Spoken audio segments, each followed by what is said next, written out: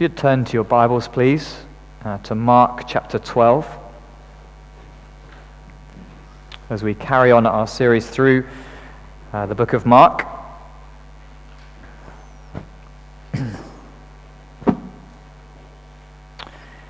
We're reading from verse 13 in chapter 12, 13 to 27.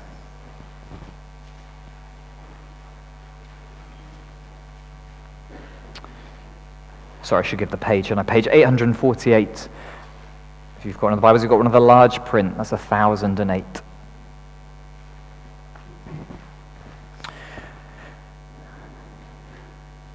Here are God's words to us. And they sent to him some of the Pharisees and some of the Herodians to trap him in his talk. And they came and said to him, "Teacher, we know that you are true and do not care about anyone's opinion, for you are not swayed by appearances, but truly teach the way of God. Is it lawful to pay taxes to Caesar or not?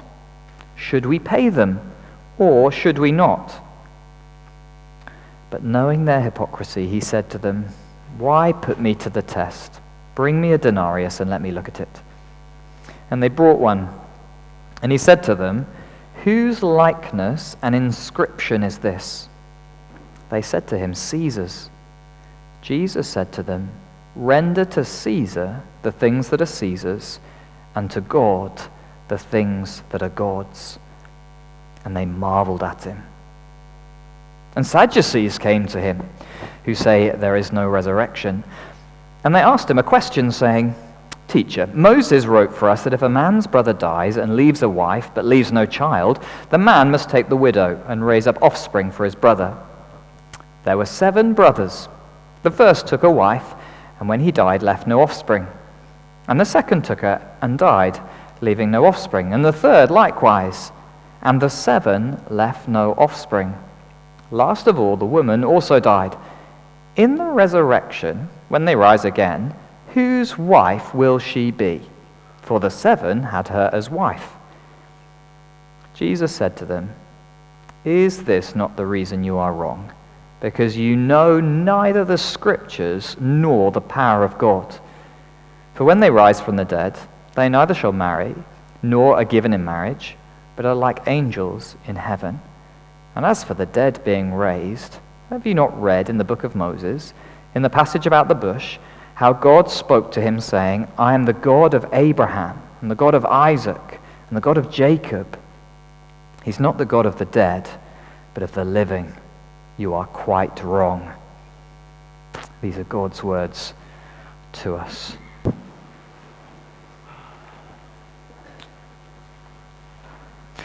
Do turn back to Mark chapter 12.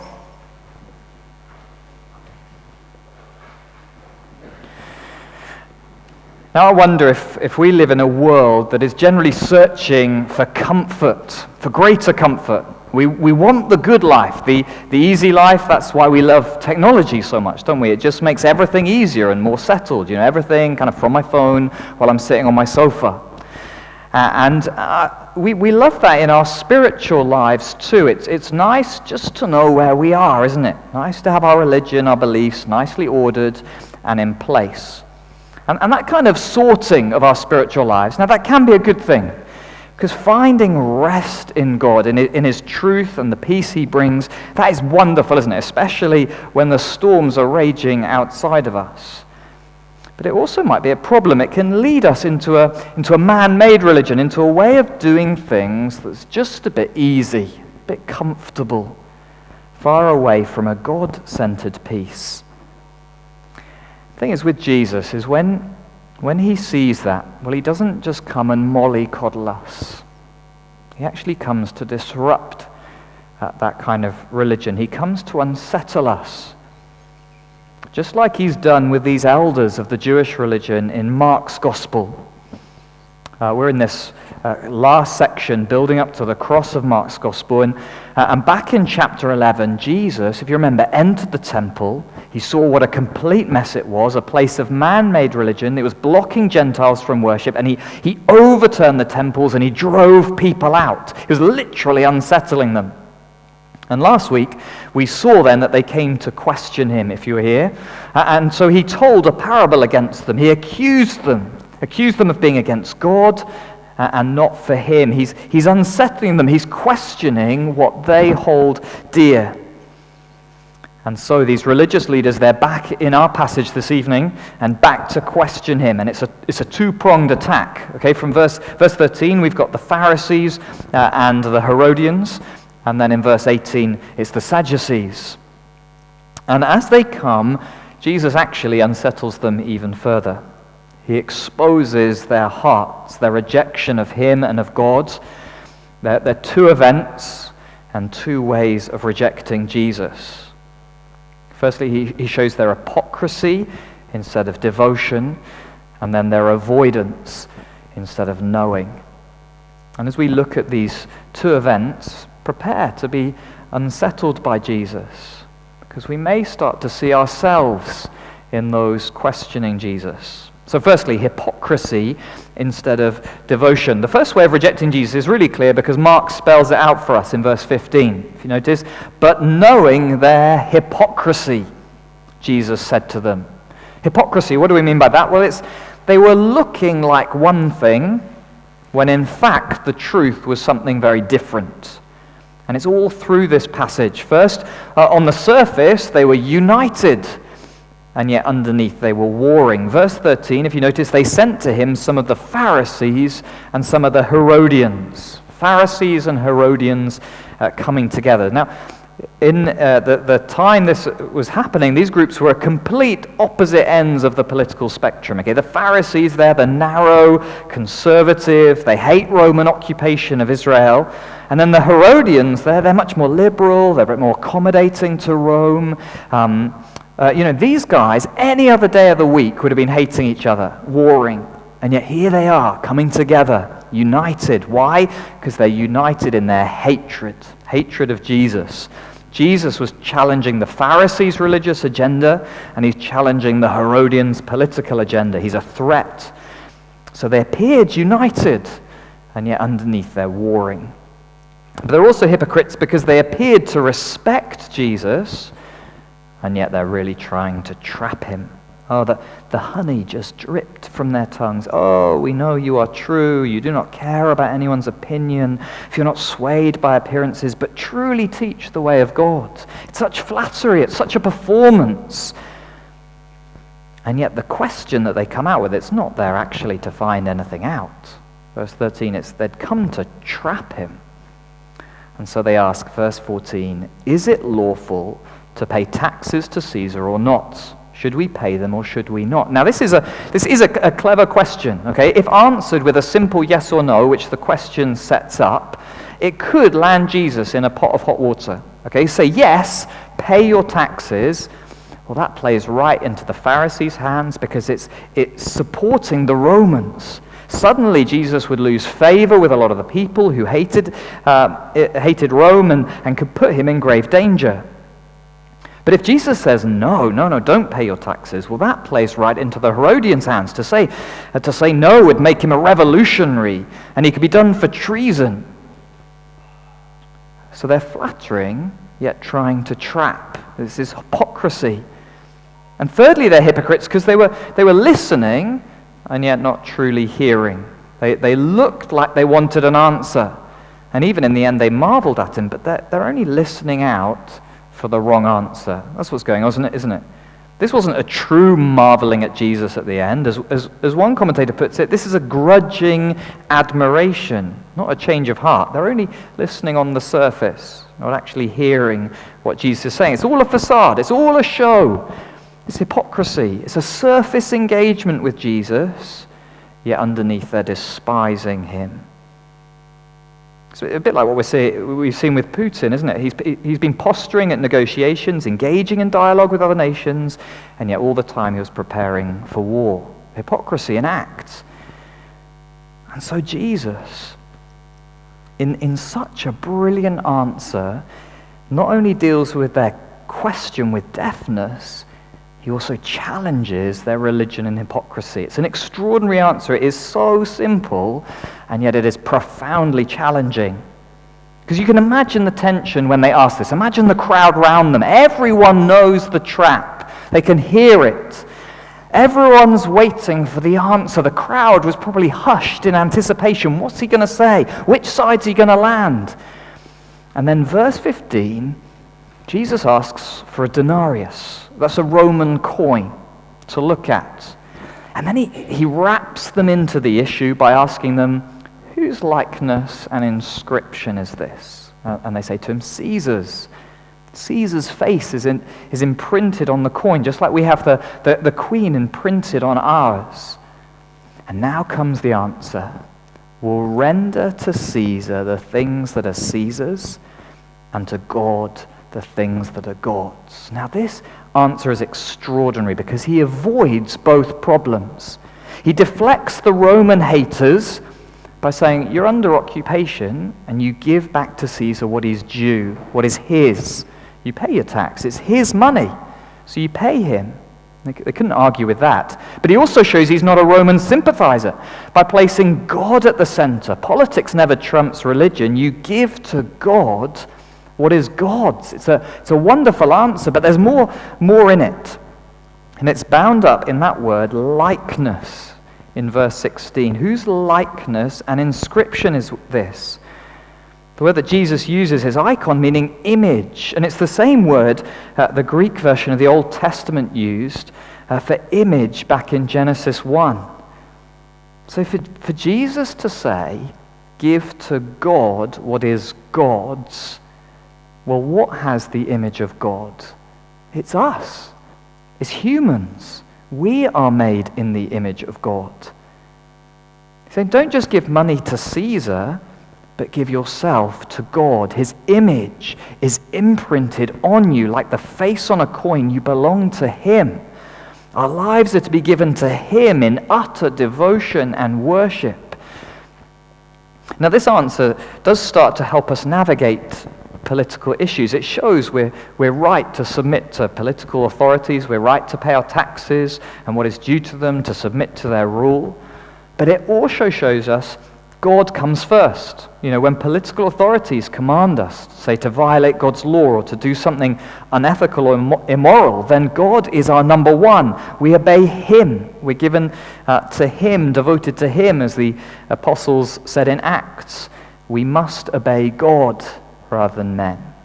In a sense, our heavenly passport overrides our UK passport. This answer also helped the crowds around him to adjust their expectations of what he'd come to do. He'd just entered Jerusalem as a king on a donkey, and perhaps they're expecting some kind of a political revolution. But this answer just tempers expectations, because it shows Jesus has come for a different kind of mission. His kingship is bringing a different kind of revolution. It's not a military overthrow. But Jesus wasn't giving this answer really to give us a political theology, even though it does do that. He was challenging those standing in front of him, the hypocrites, the guys trying to trap him. He's saying, you hypocrites, give to God what is God's. He's saying, your hypocrisy is blinding you. You should be devoting yourself to God. Your hearts should be sold out for him, gleaming with his character as you become his image bearers. But instead you have this facade, this mask hiding your rejection of me and of God. This is the first way of rejecting Jesus, hypocrisy instead of devotion. And it's a great temptation for us too. Perhaps you're in a really questioning place right now when it comes to your faith. You want answers about every verse or issue you come across in the Bible. Now, asking questions can be a great thing. Okay, next week we're going to see someone else who comes to Jesus really seeking with a question. But it's just worth asking yourself, are you trying to catch God out with your questions? Are you hoping you'll finally prove the Bible's wrong about something, and you'll be off the hook? Or are you actually trying to engage with him, to learn more and to grow in your devotion to him? I used to teach geography and religious studies at secondary school in York, and in class, religious studies lessons, I got loads of the first kind of questions in lessons. Teenagers asking to know more, but asking to trap. They're asking so they can, show up the Bible as ridiculous, or asking so they can show their own intelligence. Sir, what about this? Sir, do you really believe that? And they looked like they wanted to know more. But it was a facade. It was hypocrisy. But also at the school, I ran a Christian meeting, and there the atmosphere was different. I'd get teenagers coming along who asked why Jesus died like it mattered, asking what Jesus meant when he said something in the Gospels, asking how to live good lives at school. These were young people wanting to give to God what is God's. They wanted to be devoted to him, to give themselves to him. Which are you like? Which am I like?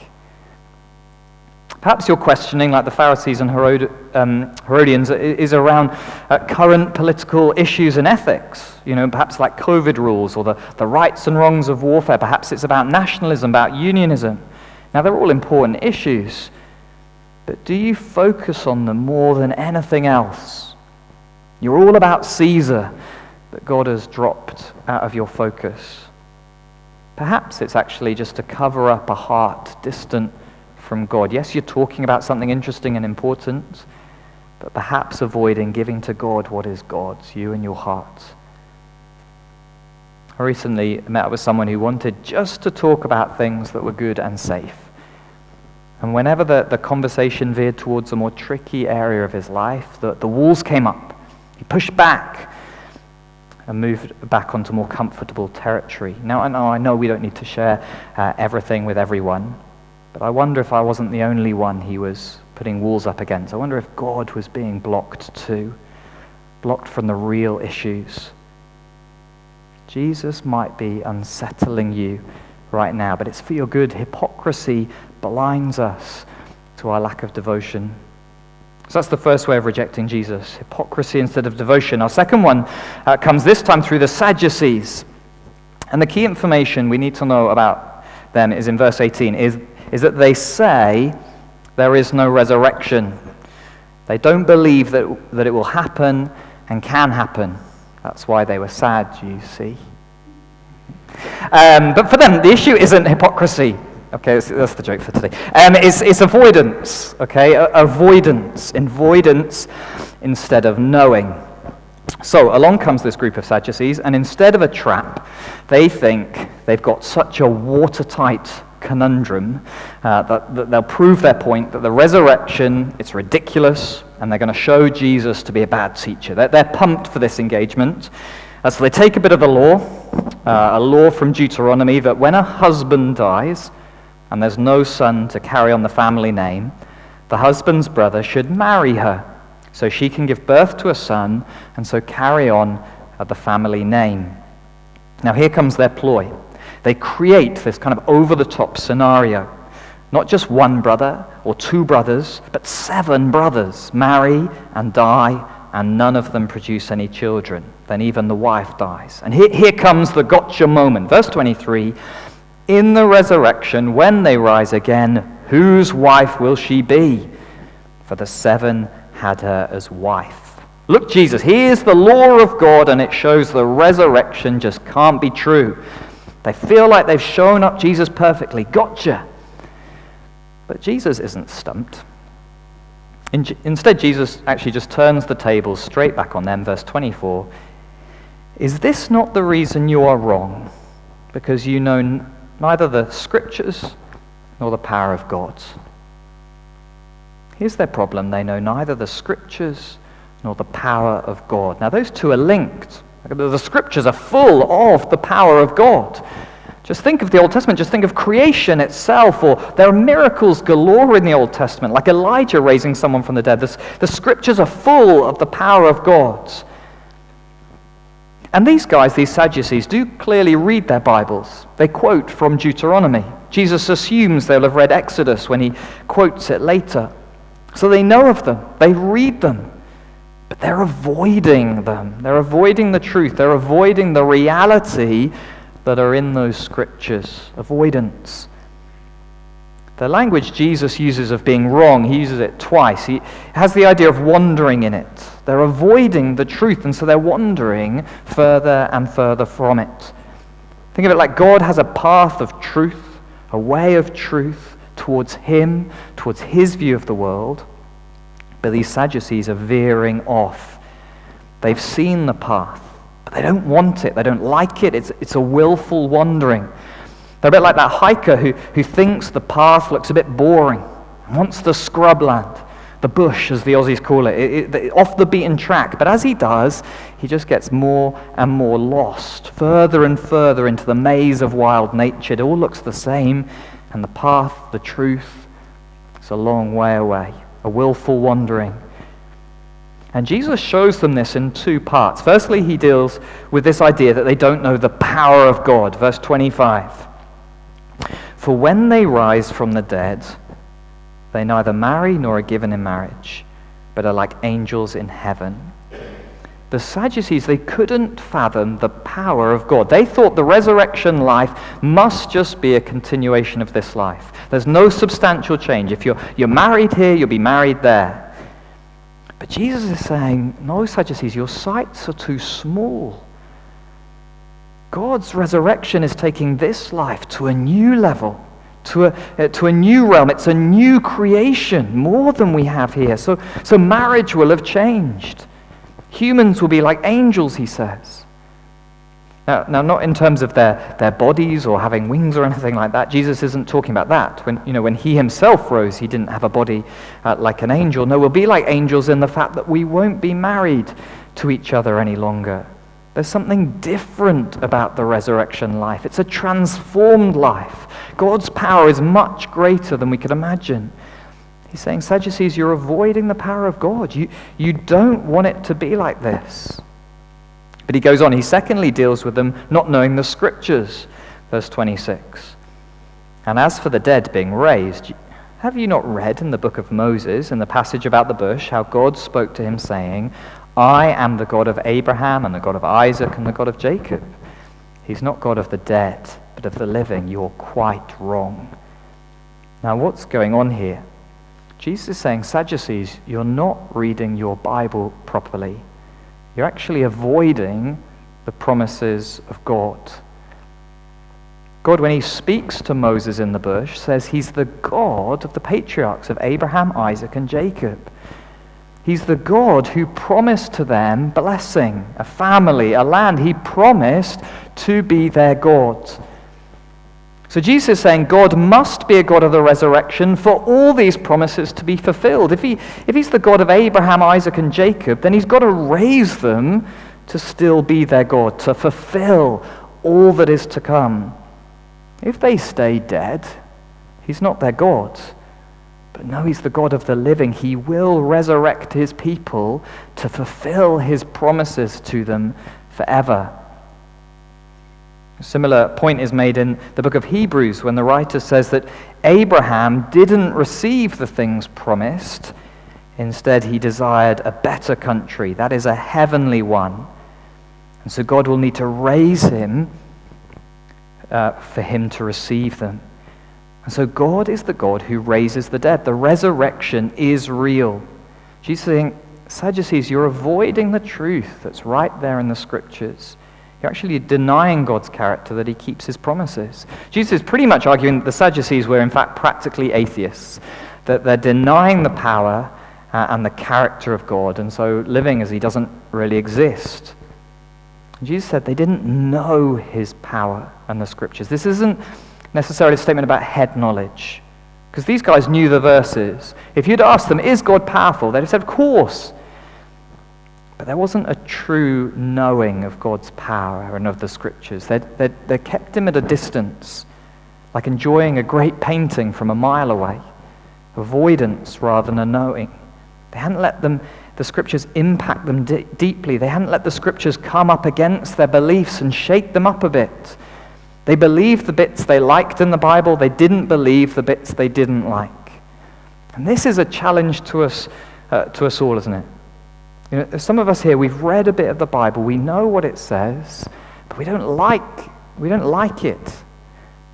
Now at that point, there are two options when we come up against a bit of scripture like that. One is to avoid it, to push it away like the Sadducees. And perhaps it's on the resurrection itself. You don't want the idea of heaven and judgment. You want this life to be it. Or perhaps it's about other things. Perhaps it's about God's sovereignty. Or perhaps his goodness. Or perhaps what he says about identity and sexuality and marriage. You've got your settled beliefs. You're comfortable. You don't want God to change it or unsettle you. And perhaps underlying that is Jesus challenging the way we want to live. Often an intellectual issue can cover an ethical issue. And at that point, you're wandering. You're moving further and further from the truth. But there's another option. And it's to come to God in humility and say, God, I don't get this. I don't even like it, but help me. Help me to submit to your word. Help me to know it deep down. May I come to love your truths as I know your power and your scriptures. I reckon many of us here will have experienced that over time. Perhaps you've struggled, I don't know, with God's election, but over time you've loved the grace and the mercy it shows. And perhaps you found Jesus' return just way too strange, but over time God has let you know the incredible hope it forms in us. Are we as a church family reading and meditating on God's word in a way that we know it in a changing way?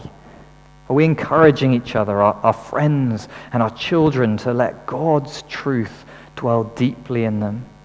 Are you letting your worldview be shaken up, challenged and changed? Or are you staying in your comfort zone? This is for all of us. Whether you've been reading the Bible 40 years or 1 year, we can all get stagnant and over time start denying God's power at work. I've been struck teaching some doctrine to the students recently, how important it is not only to engage with some of the more straightforward passages, but also with the difficult ones, to wrestle with it, to let God nuance and change and straighten my beliefs. It can be unsettling. But may we know God's power and the scriptures. Okay, two ways of rejecting Jesus: hypocrisy instead of devotion, and avoidance instead of knowing. And just to finish, the thing about this is that it all centers on Jesus. These are two moments of confrontation with him. Remember the parable Jesus just told. He had said he was the Son of God and they were the wicked tenants. They were killing God's prophets, even planning to kill Jesus himself. They said, this is the heir, come let us kill him and the inheritance will be ours. They don't want Jesus. They don't want Jesus to be their king. They don't want Jesus to be their judge over them. They want their settled, comfortable lives. Jesus was stirring things up. He was a true prophet. He was challenging people where it most hurt to bring them back to God. So the heart of this passage that we've been looking at is this: will you trust Jesus? Will you be devoted to him? Will you know him? Because this Jesus has true wisdom. In both these answers, he gives extraordinary insight and clarity in the face of the brightest scholarly minds. He has a deep understanding of both politics and theology. It's not naive to trust this Jesus. He has true wisdom. You won't find anyone else like him. And he's not only wise, he's also coming back. Back in the parable, this truth just sat there as Jesus quoted Psalm 118. He said, the stone that the builder rejected has become the cornerstone. Jesus might be killed, but God would glorify him. And as Jesus shows this resurrection is real in our passage, he's pointing there again. Sadducees, you may want Jesus dead. You may believe that this will be it, that you're safe from judgment, but rejecting Jesus won't get rid of Jesus. The resurrection is real because Jesus' resurrection is real. As we take the Lord's Supper in a moment, that's what we're proclaiming together. His death, yes, but also his resurrection. We believe he's ministering to us as we take this bread and wine. He does that because he's alive right now. And so we also proclaim his return, the return of the King.